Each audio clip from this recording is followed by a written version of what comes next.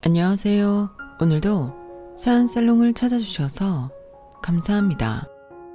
저는 저의 계속된 호의를 권리로 착각한 어리석은 남편을 팩트로 무너뜨린 50대 여성입니다. 제 남편은 그 시대 사람들 중에서도 가부장적이고 자기 삶을 중시하는 사람이었어요. 얼마나 가부장적인지 결혼식을 올리기 전날 저를 친정에 내려주면서 이제 다시는 못 올 테니까 마음껏 누리다 내일 봐 라고 말했어요. 저는 처음엔 농담을 하는 거라고 생각했어요. 그런데 정말 남편은 제가 친정에 가는 걸 좋아하지 않았어요. 그래서 정말 몇 년에 한 번씩 그것도 저 혼자 친정에 갈 수 있었어요. 남편은 시간이 있어도 친정에 같이 가주지 않았어요. 아무리 3시간 거리에 있지만 저는 내심 서운했네요. 그런 마음들이 차곡차곡 쌓여서 저는 막내 아들이 20살이 되던 해에 남편과 이혼을 하게 되어요. 그리고 그 다음 해에 저희 친정 아버지가 돌아가셨죠. 그런데 그토록 오기 싫어했던 처가댁에 남편이 버선발로 뛰어온 거예요. 저는 감동할 뻔했죠. 그런데 역시나 사람은 고쳐 쓰는 게 아니더라고요. 저희 친정 식구들이 슬픔에 허덕이고 있는데 거기서 남편이 유산 이야기를 하더라고요. 자기를 사위사위 지칭하면서 말이에요. 그래서 저는 남편을 팩트로 다진 마늘처럼 총총 다져놓았어요. 궁금하시죠? 지금 시작할게요. 저는 2아이를 키우면서 제 결혼에 실패했다고 생각했어요. 여러 가지 이유로 말이죠. 그래서 언젠가는 남편과 이혼할 생각이었어요. 물론 이렇게 시간이 오래 걸릴 줄은 몰랐죠. 저와 남편은 막내 아들이 대학교에 입학한 그 해에 결혼을 했으니까요. 무려 23년이에요. 제가 남편과 결혼을 유지한 기간이 23년이나 되었죠. 사실은 정말 이혼을 원하지 않았던 건 아니냐고요? 아니에요. 저는 정말 이혼을 간절하게 원했어요. 하지만 이혼은 말처럼 쉬운 게 아니더라고요. 이혼을 하려고 지금이 그때라고 생각하고 이혼 합의서를 홀로 작성할 때마다 제 아이들이 눈에 밟혔어요.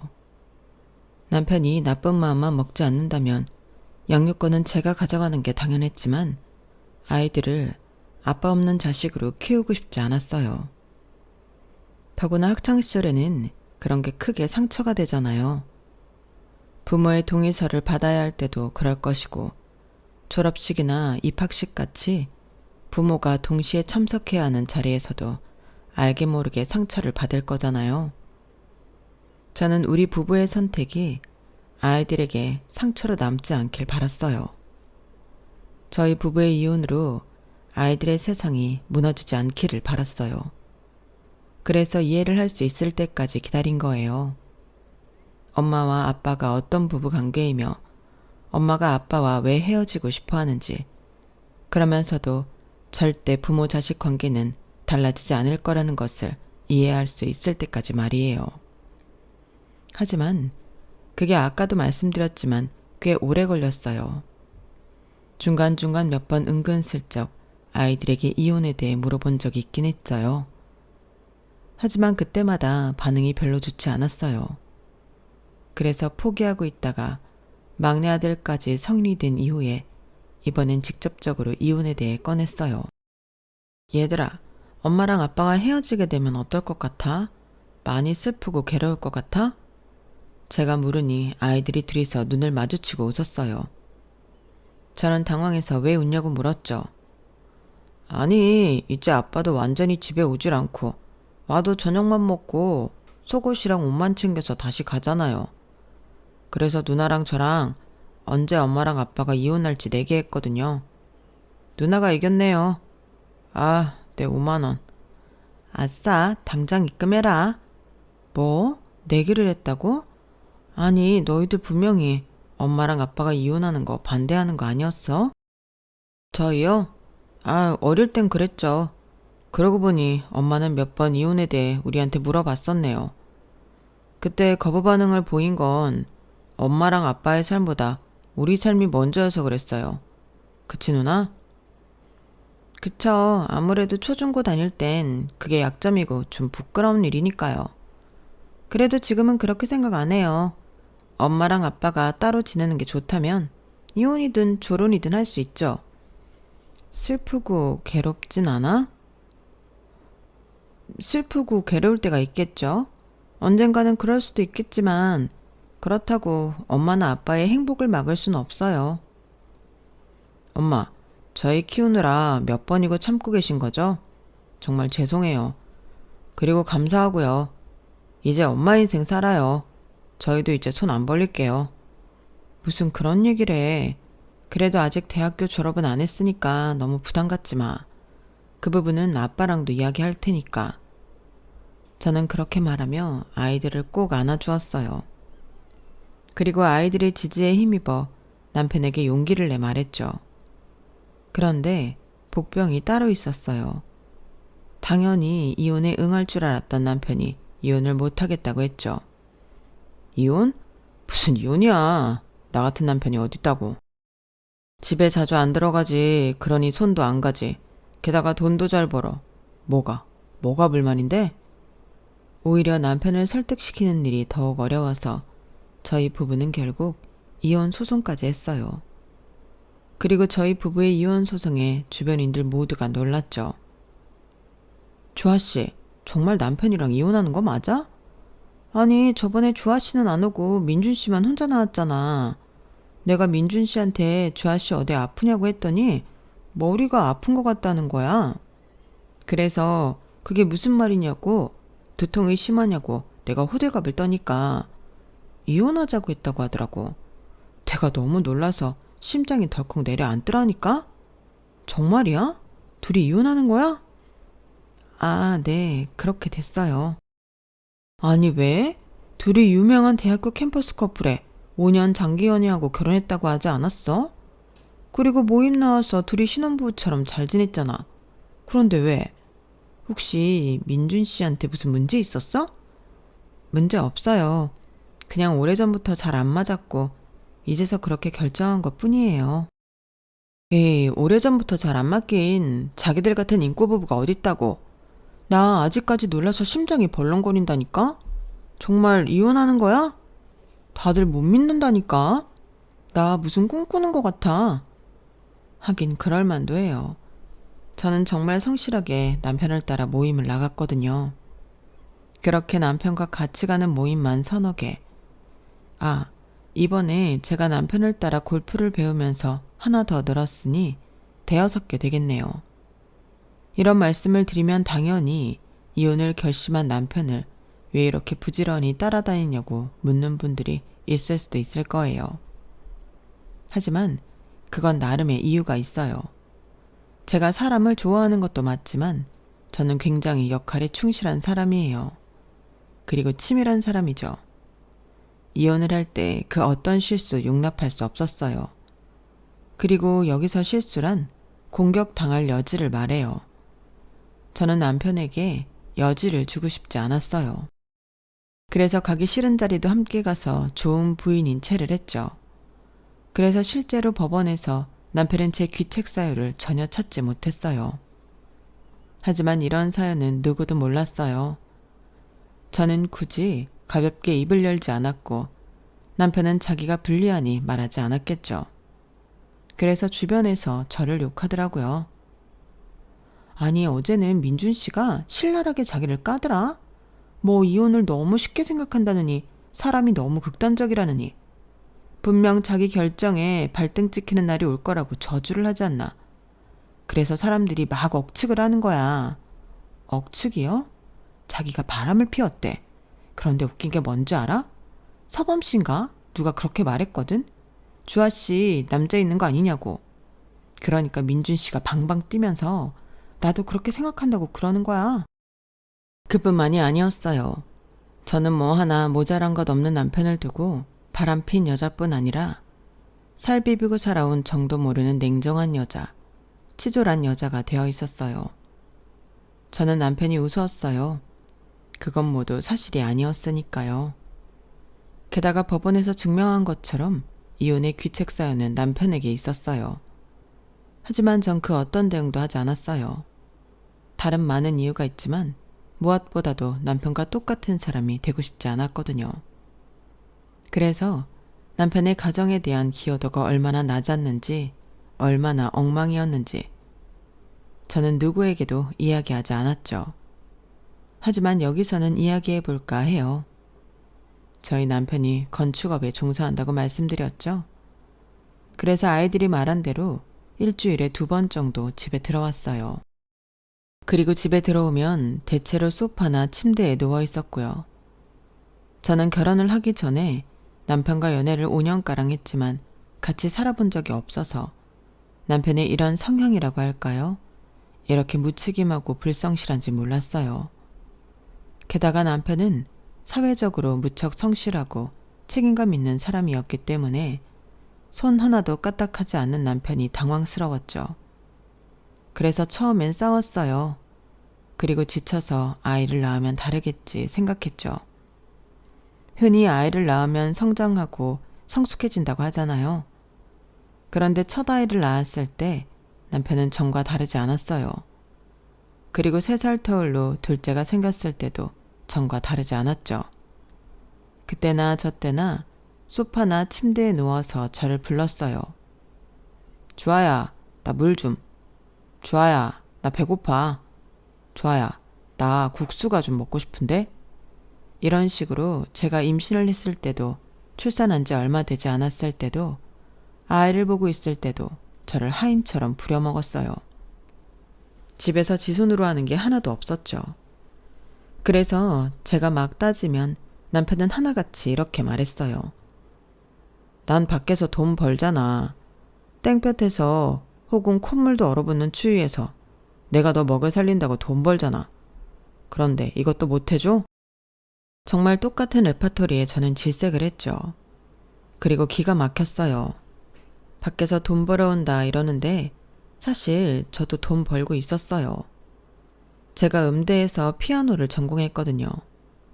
같이 졸업한 친구와 작게 피아노 학원을 열어 학생들을 가르치고 있었어요. 엄연한 원장으로 말이에요. 그리고 남편은 결혼 생활 23년 동안 고작 매달 60만 원을 줬어요. 그 60만 원은 어떤 상황에서도 오르지 않았죠. 애들 학비가 올라도 애들 책값이 올라도 동결이었어요. 그러니 제가 기가 막히죠. 그래서 제가 저도 번다고 하면 뭐라고 했는 줄 아세요? 당신 자꾸 돈 번다 하면서 나도 부려먹는데 뭘 부려먹어. 나도 돈 벌어. 나도 피아노 학원 원장으로 있으면서 못지않게 번다고. 너는 더우면 시원하고 추우면 따뜻한 데서 일하는 거잖아. 그거랑 더우면 덥고 추우면 더 추운 곳에서 일하는 나랑 같아? 손가락만 뚱땅거리면서 돈 버는 주제에 무슨. 빨리 국수나 말아와. 국수 타령이나 하지 말고 제발 육아를 돕든 살림을 돕든 해. 나도 일하는 사람이야. 그런데 언제까지 나 혼자 독박 육아 독박 살림 해야 해? 일이 바쁜 걸 어떻게 하라고. 집에 들어오면 새벽인데 피곤하게 꼬박꼬박 집에 들어올 필요 있어? 그래도 다른 남편 다른 아빠들은 꼬박꼬박 집에 들어와. 그리고 이번 달에 얼마나 벌었어? 그걸 네가 왜 궁금해해? 부부 사이에 이런 것도 공유를 못해? 너만 말하기 억울하면 나도 말해줄게. 그러니까 너도 말해봐. 이게 서방님한테도 언어거리네. 어디서 배워온 싸가지야? 우리 동갑이거든? 그래도 결혼을 하면 서방님 해야지.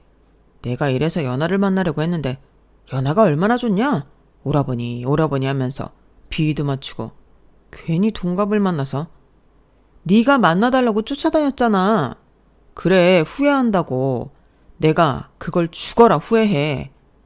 그래서 말 안 할 거야? 이번 달에 얼마나 들어왔는지? 생활비 줄 정도는 되니까 국수 말러 가세요. 생활비 고작 60만 원 주면서 생색을 엄청 낸다? 고작 60만 원 좋아하네. 고작 60만 원이라고 하는 거 보니까 손가락 뚱땅대면서 잘 버나 보다. 그럼 다음 달부터 고작 60만 원도 안 보내도 되지? 제가 왜 육아를 하면서 제 결혼이 실패했다고 생각했는지 이해가 가시죠? 게다가 남편은 처음에 제가 남편이 자기 삶을 중시하는 사람이에요. 저희 남편이 가입한 동호회가 많은 만큼 취미도 무척 많죠. 지금까지 장기적으로 해온 취미가 일단 바이크가 있고요. 그리고 골프, 배드민턴, 캠핑, 야구 직관하는 것도 좋아하고요. 그런데 남편은 모임에 가는 걸 통안부하거나 혹은 말하지 않았어요. 그리고 모임에서 술을 한잔할 때는 꼭 외박을 했어요. 왜 외박을 하냐고 물어보면 대리비 아깝잖아 라고 천연덕스럽게 말했죠. 저는 남편이 가는 모임들의 여자가 있고 그 여자들도 술자리에 참석한다는 것을 모르지 않았어요. 저는 이미 남편과 이혼할 생각이었지만 외도나 불륜으로 이혼하고 싶은 생각은 없었어요. 그래서 들키지 않길 바랐는데 남편이 제가 모르는 여자랑 채팅을 하고 있더라고요. 누구랑 연락해? 아, 바이크 동호회 신입. 이번에 새로 들어왔는데 엄청 비싼 바이크 가지고 있더라. 그래서 나도 이번 기회에 그 여자가 당신이랑 왜 연락을 하는데 뭐 내가 베테랑이니까 물어보고 싶은 게 있나 보지. 그럼 줘봐. 한번 보게. 아이 참 왜 이러실까. 내가 여자한테 딴 마음 품은 적 있어? 당신이랑 같이 가는 동호회에서도 당신밖에 안 본다고 사람들이 난린대. 내가 모임 가서 당신 앞에서 여자랑 대화한 적 있냐고. 없지. 그런데 바이크 모임엔 내가 없잖아. 왜 이래. 어울리지도 않게 무슨 질투야. 웃기지도 않아. 나 이렇게 간섭하고 그러는 거 딱 싫어해. 알잖아. 안 하던 사람이 왜 이래. 남편은 끝내 휴대폰을 숨기고 잘 보여주지 않았어요. 그리고 법원에서도 그 사실은 언급되지 않았어요. 물론 제가 걸고 넘어지지 않아서 입도 뻥긋하지 않은 거지만 떳떳하지 않은 건 확실해요. 근거는 없지만 제 촉이 그렇거든요. 그리고 제가 결정적으로 지금 당장 이혼해야겠다고 생각한 계기가 있었어요. 물론 아이들 때문에 그 시기에 이혼을 한 거기도 한데요. 제가 그 시기에 자궁 적출 수술을 받아요. 근종이 좋지 않은 위치에 있어서 아이의 자궁을 적출한 건데요. 그 사실을 굳이 남편에게 말할 필요가 없을 것 같아 말하지 않고 있었는데 딸이 말한 모양이에요. 병원에 돌아오는 길에 전화가 오더라고요. 당신 수술한다며? 그렇게 됐네. 그런데 굳이 현장도 바쁜데 올 필요 없어. 보호자도 아들이면 충분하고. 아, 그럼 뭐 간단한 수술인 거네. 아니, 나는 또 엄청 힘든 수술인 줄 알았지. 그날 하필 일이 있어서 집에 못 올라갈 것 같거든. 깨기도 어려운 약속이라서. 그럼 나 맘 편히 있어도 되는 거지? 저는 아닌 척했지만 마음이 많이 상했어요. 그리고 남편은 제가 퇴원할 때까지 한 번도 오지 않았어요. 그리고 퇴원을 하고 나서도 괜찮냐는 연락 한 번 없었고 집에 왔을 때는 다른 때와 다름없이 저를 부려먹었죠. 다른 때는 정말 잘 참았어요. 저 23년을 견뎠잖아요. 그런데 그날은 오죽 못 버티겠더라고요. 그래서 병원에서 쓴 이혼 합의서를 남편에게 건네며 이혼을 하자고 했어요. 그리고 말씀드린 것처럼 남편이 받아들이지 못해 이혼 소송까지 갔고요. 하지만 이혼을 했다고 해서 사람 인연이 가위로 자르듯 딱 하고 끊기지 않잖아요. 저도 그건 알고 있었어요.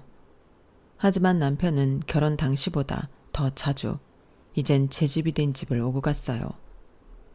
이혼을 한 뒤에 제가 남편의 물건을 상자에 넣어서 현관 앞에 뒀거든요. 그걸 가져가라고 하는데 며칠을 안 가져가더니 뻔뻔하게 현관문을 두드리더라고요. 그것만 가지고 가면 되지 뭘 문까지 두드려? 아주 비밀번호까지 바꾸고 정말 남남처럼 지내자는 거지? 그러니까 이혼했지. 그럼 뭐하러 성가시게 이혼까지 해? 얼른 밖에 있는 짐 가지고 나가. 앞으로 더는 오지 말고. 애들도 있는데 그래도 집에 놔야지. 아빠 없는 애들 만들게? 애들 다 컸어. 다 커서 대학도 갔고. 이젠 주말에만 집에 오니까 그때 와서 보든지 해. 밖에서. 집엔 들어오지 말고. 여긴 엄연한 내 재산이고 내 집이야. 이런 말 하려고 아득바득 집까지 가져갔어? 솔직히 이 집 구할 때 내 돈이 더 들어갔지. 네 돈 얼마나 들어갔냐? 판사도 참 웃겨. 그런 거 신경도 안 쓰고 별 쓸데없는 거 가지고 물어주고. 내가 지금도 그 생각하면 억울한데 애들 때문에 참는 거야. 그래, 그래도 판결이 그렇게 났으니까 이 집은 내 재산이고 당신이 앞으로 올 이유가 없어. 그러니까 나가. 나 너무 늦었어. 지금 출발하면 새벽에 도착해. 그래서 지금 자고 가겠다고? 어쩔 수 없잖아. 퇴근하자마자 출발해서 지금 삭신이 쑤셔. 그래도 이혼했으니까 같은 침대에서 자자고는 안 할게. 난 우리 아들 방에서 자야겠다. 당신 정말 미쳤어? 우리 이혼한 사이야. 이혼 도장 아직 마르지도 않았다고. 그러니까 지금부터라도 다시 생각해봐. 어디 가서 나 같은 남자 만나겠어? 우리 아직 숙려기간 아닌가? 재판에서 이혼했는데 무슨 숙려기간이야. 그런 거 없으니까 나가라고. 너는 진짜 내가 20년을 넘게 데리고 살았지만 어떻게 된 게 인정이 없어. 저번에도 말이야. 우리 친구 지훈이 걔 사업 좀 도와주게 걔네 회사 주식 좀 사자니까 도발대발하면서 안 된다 그러고. 그런데 봐봐. 걔네 회사 지금 얼마나 잘 됐어? 그래서 대기업이라도 됐대? 아니잖아. 그래봤자 중소기업 아니야? 그리고 당신은 어떻게 그렇게 쉽게 돈을 투자해? 심지어 그게 한두 푼이었어? 500만 원이었다고 500만 원. 그리고 어차피 당신은 내 말 안 듣고 투자했잖아. 당신도 투자했으면 더 벌었을 거 아니야. 그리고 뭘 쉽게 투자해. 친구잖아. 내 친구기만 해? 당신 친구이기도 하잖아. 참 정이 없어 사람이. 나중에 봐라 당신. 진짜 후회한다. 주변에 나밖에 없을 거야. 한번 봐봐. 당신도 없어도 돼. 아무도 없어도 되니까 빨리 나가. 왜 자꾸 민기적거려? 하지만 제 말에도 남편은 집을 나가지 않았고 그 주 주말 내내 집에 있었어요. 집에서 하루 종일 저를 쫓아다니며 귀찮게 했어요. 그래서 주말 내내 밖에 할 일 없이 있었네요. 그리고 월요일 돼서 일어나 보니 출근을 하면서 남편이 내놓은 짐을 모두 가지고 갔더라고요. 이제 정말 끝이구나 싶었어요.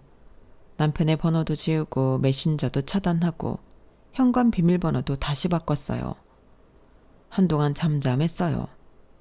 그런데 형님한테 연락이 오더라고요. 처음엔 전화를 안 받으려다가 제가 시댁과 사이가 좋았거든요. 시어머니, 형님, 아주버님, 동서, 서방님까지 어울려 잘 지냈어요. 그런데 저희 부부가 이혼할 때 미리 연락을 못 들었어요. 상황을 설명드리지도 않았고요. 그래서 그때의 미안함과 혹시 무슨 일이 있나 싶어서 전화를 받았어요. 네, 형님, 잘 지내셨죠? 동서, 상황이 그렇게 됐는데 내가 전화를 해도 되나 모르겠네. 그런데 내가 서방님한테 들은 이야기가 있어서. 아유, 전화야 할 수 있죠. 무슨 일인데 그러세요? 아니, 서방님이 이번에 아버님 제사에 동서가 온다고 하길래 확인차 물어보려고. 저는 당황했어요. 제가 전 시아버지의 제사에 갈 이유가 없으니까요. 하지만 앞서 말씀드렸다시피 제가 사이좋게 잘 지내던 시댁 식구들과 제대로 작별하지 못했어요. 그래서 저는 시댁 식구들에게도 시간이 필요하지 않을까 생각했어요. 정말 저희 잘 지냈거든요. 매년 서로 생일을 챙기는 건 기본이고 가까이 사니까 자주 만나서 밥도 먹고요. 매달 돈을 모아 상반기, 하반기 여행도 가고 작년에는 베트남도 다녀왔어요. 그리고 저희가 이렇게 똘똘 뭉칠 수 있었던 이유는 시어머니 덕분이에요. 저희 시어머니는 정말 최고였어요. 다시 결혼해도 그런 시어머니는 못 만나겠다 싶을 정도로요. 저희 남편이 삼형제라 며느리만 3명인데 시어머니는 저희들을 매번 손님이라고 생각했어요. 한 번도 부엌에 부른 적이 없고요. 저희 앞에서 우리 아들 하지도 않으시고요. 챙기는 순서가 늘 며느리, 손자랑 손녀, 그리고 아들이었어요. 어머님은 늘 저희부터 챙겨주시네요. 다른 시어머니들은 대놓고 아들 한다는데 우리 시어머니는 아들만 3 낳으셔서는 저희 보고 귀한 아들 데려갔으니 잘 보살피란 소리도 안 하시고. 그렇지 동서. 저희가 시어머니를 참 잘 만났다니까요. 내가 아들 3 낳고 우리 시어머니가 나한테 뭐라고 했는지 아냐? 며느리한테 잘해라 그 말부터 했어. 아직 애들이 어려서 말도 제대로 못할 때부터 말이다. 그러면서 시어머니가 또 그렇게 말했지. 며느리한테 잘하는 게 아들을 위한 거라고. 알다시피 너희 시아버지도 형제가 많잖냐? 그래서 나도 그렇게 하는 거다. 내가 너희한테 잘하면 너희는 내 아들한테 더 잘하겠지. 그렇게 생각하는 거야.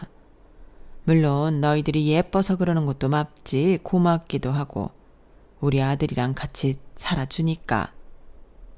그래서 저는 이혼을 한 다음 해에 시아버지 제사에도 갔고 시어머니 팔순 잔치 때도 갔어요. 물론 탈이 없었던 것은 아니에요.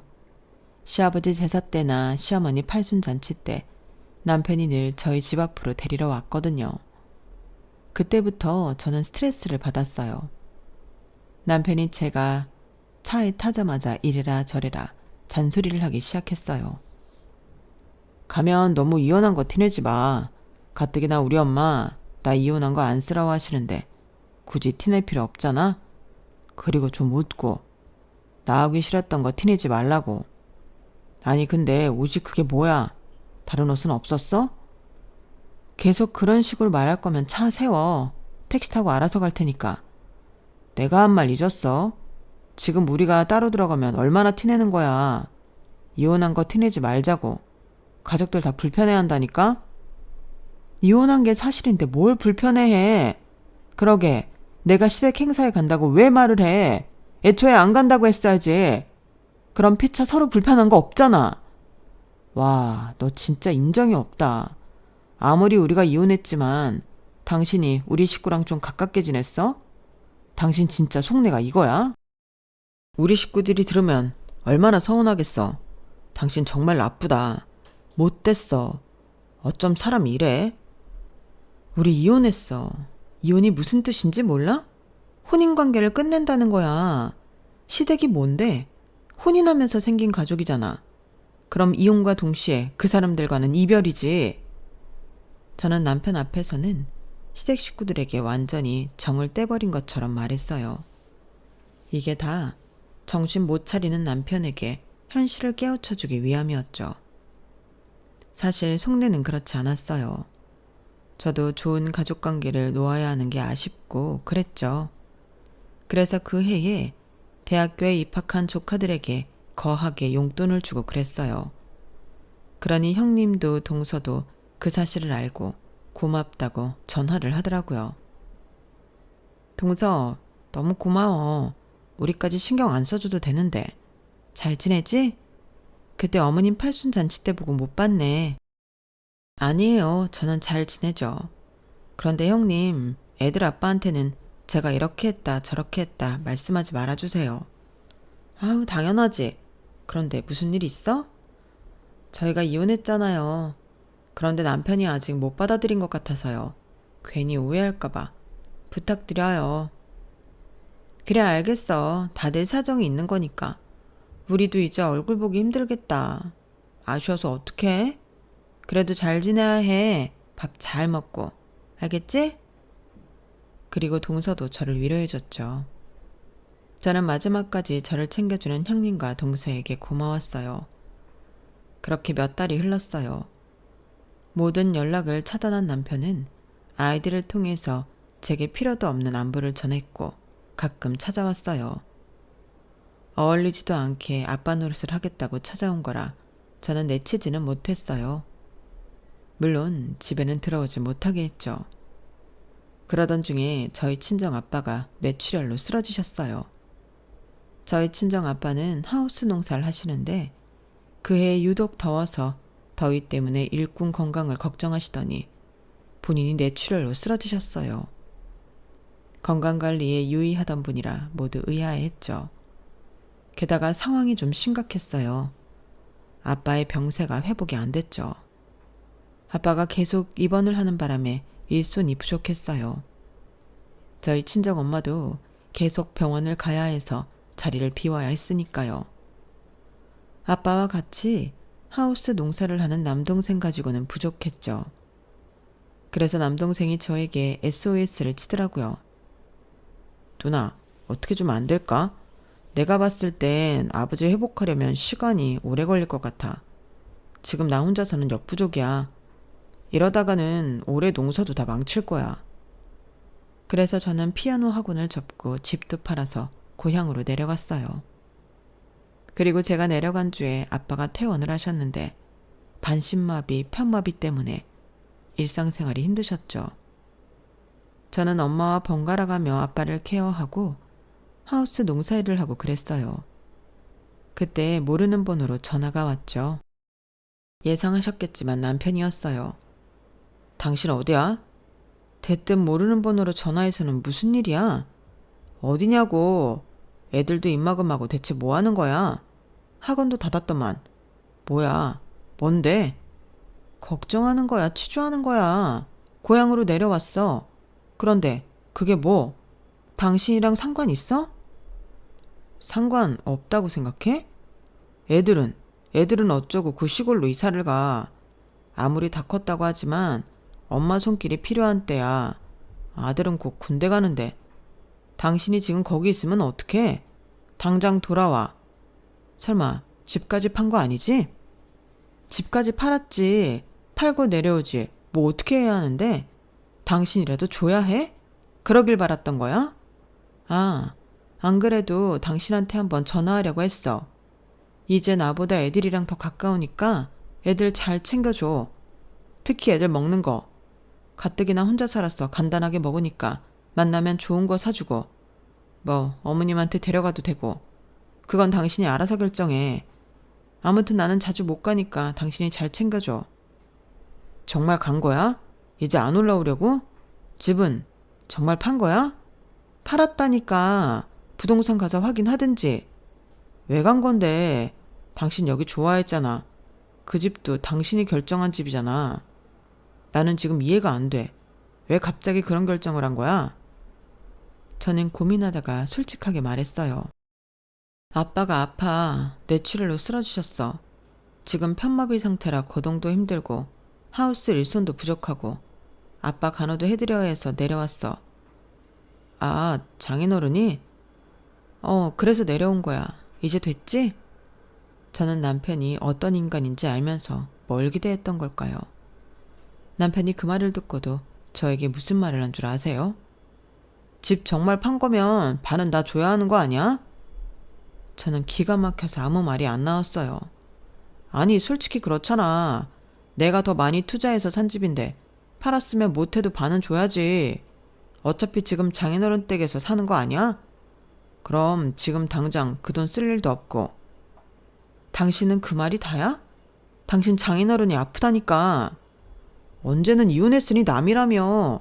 이혼이라는 게 그렇다며. 혼인 관계를 끝내는 거라며. 그래서 당신도 우리 식구들 다 끊어냈잖아. 그럼 나도 그런 거 아닌가? 저는 황당해서 전화를 끊었어요. 그런데 남편은 자꾸 전화를 했죠. 그 사이에 저희 아빠의 병세는 더 악화되었어요. 저는 이래저래 스트레스를 받아서 또 전화가 온 남편에게 고래고래 소리를 질렀어요. 적당히 해. 이제 나는 당신 같은 건데 신경 쓸 겨를도 없어. 장인어른 상태가 많이 안 좋아지셨어? 그래. 그러니까 이제 전화도 하지 마. 그런데 설마 장인어른이 아들만 챙기진 않겠지? 뭐? 그게 무슨 소리야? 장인어른 재산이 꽤 있잖아. 그런데 그거 다 아들한테만 주진 않겠지? 뭐 아니겠지. 장인어른이 딸들을 좀 예뻐했어. 특히 자기 닮은 당신은 더 예뻐했지. 그러니까 당신은 걱정 마. 내 생각엔 당신한테도 꽤 많이 유산을 주실 것 같으니까. 그거 가지고 우리 새 출발하면 돼. 그래도 혹시 모르니까 유산 상속 어떻게 했는지 알아보고. 내가 다 당신을 위해서. 저는 남편의 악덕스러운 말에 전화를 끊어버렸고 새로운 번호 또한 차단을 했어요. 그리고 불행하게도 아빠는 며칠 뒤에 정말 돌아가셨어요. 저는 상복을 입고 내내 울고 있었죠. 그런데 남편이 장례식장에 왔어요. 두 손 무겁게 바리바리 싸들고 남편이 왔어요. 당신이 여기로 어떻게 왔어? 당신이 내 전화를 안 받아서 처남한테 전화하니까 여기 있다던데? 당신 괜찮아? 밥은 먹었고? 매영. 아까 출발하신다더니 벌써 오셨어요? 급한 일인데 좀 밟았지. 처남은 밥 먹었어? 이런 일이 있을수록 잘 챙겨 먹어야 돼. 매영은 식사하셨어요? 같이 하시죠. 그렇게 저희 식구들과 남편은 식사를 했고 남편은 술도 조금 마셨어요. 집에 안 갈 거야? 에이, 내가 자리 지켜야지. 그리고 이런 날 아니면 언제 처남이랑 한잔 하겠어. 처남, 받아. 그리고 취기가 오른 남편은 제 남동생을 붙잡고 본심을 드러냈어요. 처남, 아무리 그래도 너무 욕심부리면 안 돼. 그러다 의가가 상한다고. 아무리 인생이 돈이 전부지만 위에는 돈 주고 못 산다. 절대 욕심부리면 안 돼. 그 말을 남편은 귀에 딱지가 안 될 정도로 반복했어요. 그리고 다음 날이 되었을 땐 열심히 장례식에서 허드렛 일을 했죠. 처음 보는 모습이었어요. 그리고 마지막 날 새벽이 되었어요. 저희 식구들과 남편이 모여서 술을 한 잔씩 했어요. 그때 남편이 또 유산 이야기를 했죠. 요즘 시대가 어떤 시대인데 아들, 딸 구별 없이 나눠야죠. 아니, 아들, 딸 구별하는 게 아니라 우리 장녀가 얼마나 고생했어요. 장인어른 가시기 전에 못 볼 걸 보면서 얼마나 고생했어요. 그러니까 장녀한테 더 줘야죠. 장인어른도 지금 말을 못해서 그렇지 그러길 바라실 겁니다. 다들 이의 있어? 내 말에 다 동의하지? 너희 누나가, 너희 언니가 얼마나 장인어른한테 효도를 했냐? 너희는 그렇게 했어? 너희가 그렇게 했냐고. 당신 지금 취했어. 무슨 소리야. 난 제정신인데. 당신도 가만히 있지만 말고 말을 해봐. 이러다가 다 뺏긴다니까. 당신은 억울하지도 않아? 장인어른을 위해서 얘네들이 한 게 뭐가 있어? 당신이 다 했지. 안 그래? 남편은 제 편을 들어주는 것 같지만 속이 훤히 보였고 아직도 자기가 사위인 것처럼 이야기를 하더라고요. 아, 동의 못하겠으면 당신 처남 처제 나 이렇게 해서 n분의 1해. 뭐라고? 거기서 당신이 왜 나와? 사위도 자식인데 똑같이 받아야지. 저뿐만 아니라 저희 친정엄마 그리고 제 동생들까지 당황했어요. 저는 더는 안 되겠다 싶어서 남편의 머리를 때렸죠. 당황한 남편이 저를 빤히 쳐다보더라고요.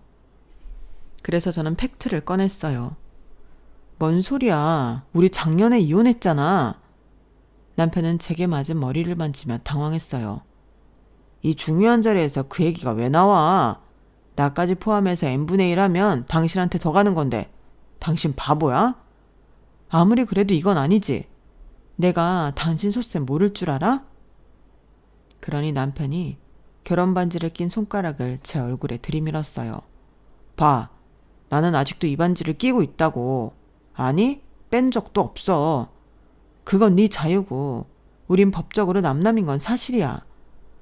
너는 애들 앞날이 걱정되지도 않아?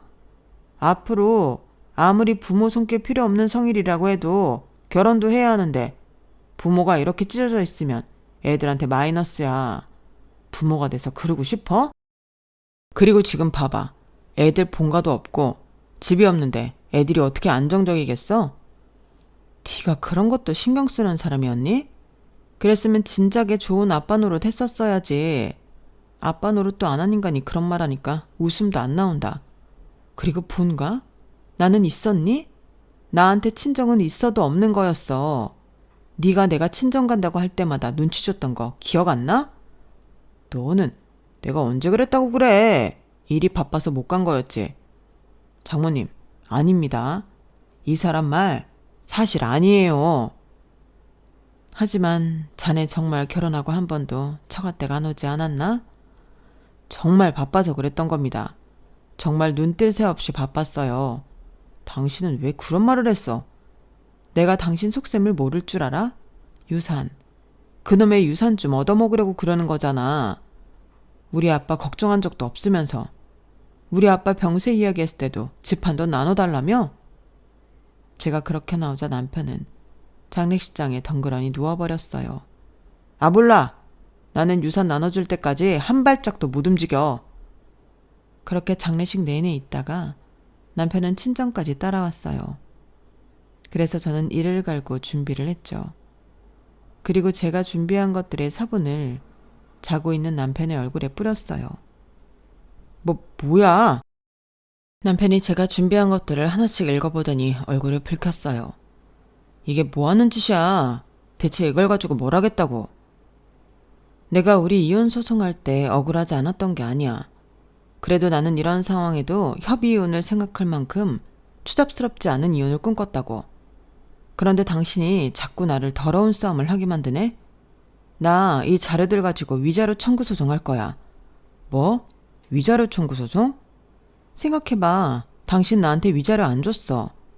이 자료 없이 산정된 얼마 되지도 않는 위자료도 안 줬다고.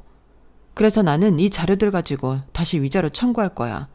그리고 당신이 주게 만들 거야. 남편은 제 말에 당황했고 제가 준비한 자료들은 이런 거였어요.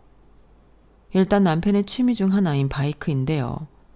남편이 가지고 있는 바이크는 총 3대고 그중 2대는 제 돈과 제가 대출받은 돈으로 산 거예요. 물론 빌려달라는 말로 받아갔고 갚지 않았죠. 그리고 남편이 제 돈을 빌려 주식 투자를 해 망한 적이 2번이나 있는데요. 그 사실도 저는 이혼 소송할 때 말하지 않았어요. 그리고 제가 독박 육아를 했다는 증거 또한 저는 제출하지 않았는데요. 제가 일기를 쓰는 게 습관이거든요. 당연히 결혼 생활 23년 동안 쓴 일기도 있고요. 거기엔 제가 독박 육아를 해서 힘들어한 증거들이 많아요.